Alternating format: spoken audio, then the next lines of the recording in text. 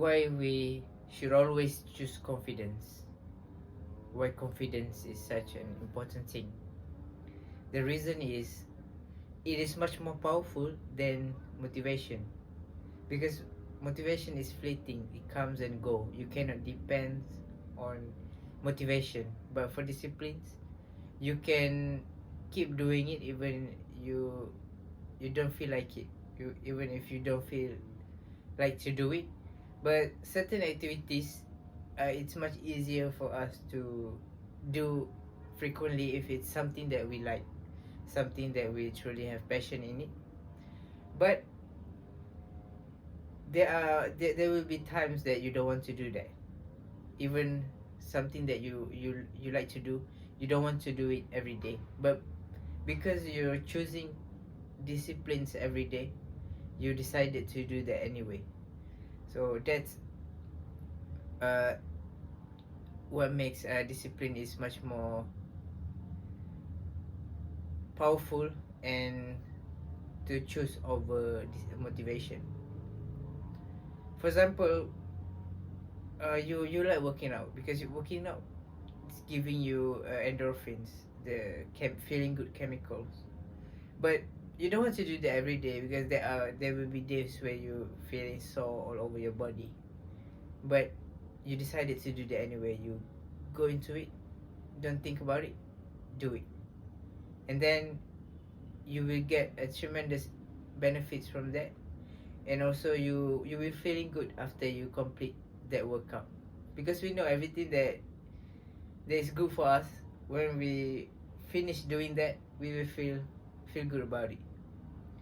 And knowing this, you can always do it anyway, because you know at the end of the time you will get this dopamine, the healthy dopamine, which is the dopamine that you get from doing the work, from doing the hard things.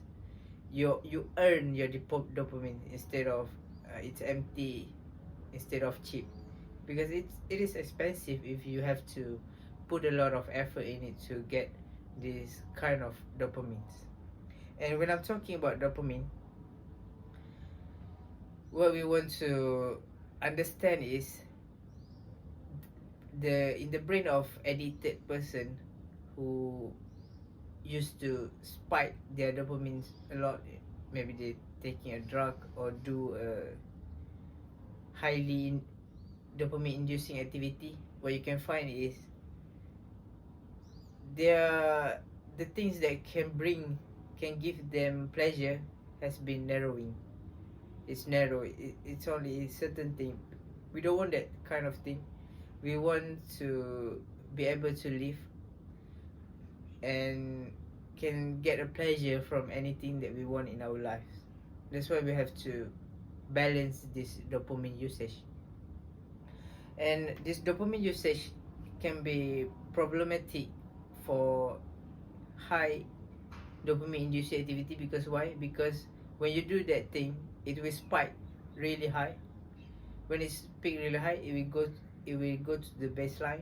Sometimes if you spike it too much, it will take time to return to the baseline.